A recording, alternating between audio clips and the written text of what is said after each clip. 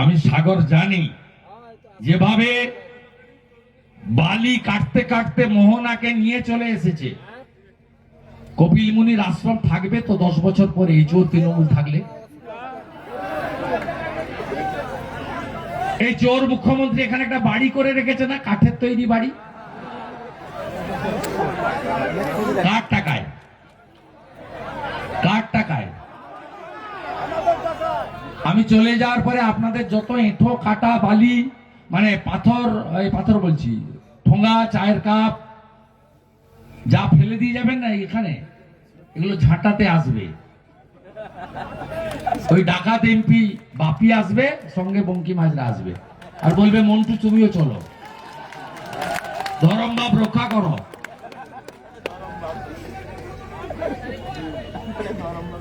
আরে ব্রিজ সেদিনই হবে যেদিন বিজেপি আসবে। মমতা ব্রিজ করতে পারবেন, এটা জাতীয় জলপথ, IAY, ইনল্যান্ড ওয়াটারওয়েজ। এই ব্রিজ করতে গেলে বিজেপি কে দরকার, মোদিজির সাহায্য দরকার। ঢপবাজি, 100 কোটি টাকায় ব্রিজ হবে। হ্যাঁ, সাগরের ব্রিজ কানেকশন লট 8 থেকে, অত সোজা। আমি কেন্দ্রের মন্ত্রীকে জিজ্ঞেস করেছিলাম, সর্বানন্দ সোনোয়ালকে, আমি জিজ্ঞেস করেছিলাম CR পাটিলকে, NOC নিয়েছে? IAY, ইনল্যান্ড ওয়াটারওয়েজ, জাতীয় জলপথ।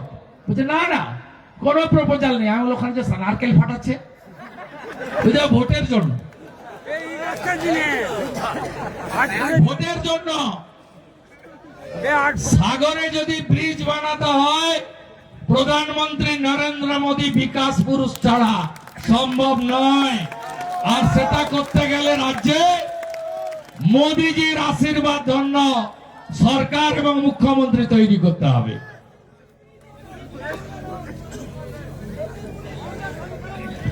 ব্রিজ হওয়ার পরে নামকরণ তাই হবে, আপনি চিন্তা করবেন না। আপনি বিজেপিকে আনুন, আপনি তো হিন্দু, আপনার ধর্ম থাকবে তো মমতা থাকলে।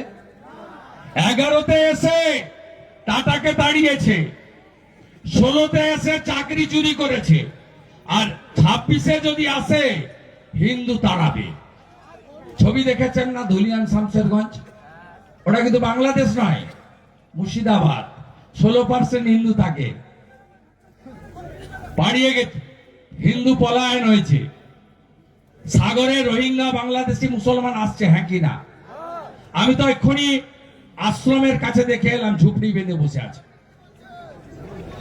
আপনি ভাবতে পারেন আমি মন্দির থেকে বেরিয়েছি, সেখানে একটা দোকানের নাম দেখেছি, আমি নামটা বলবো না।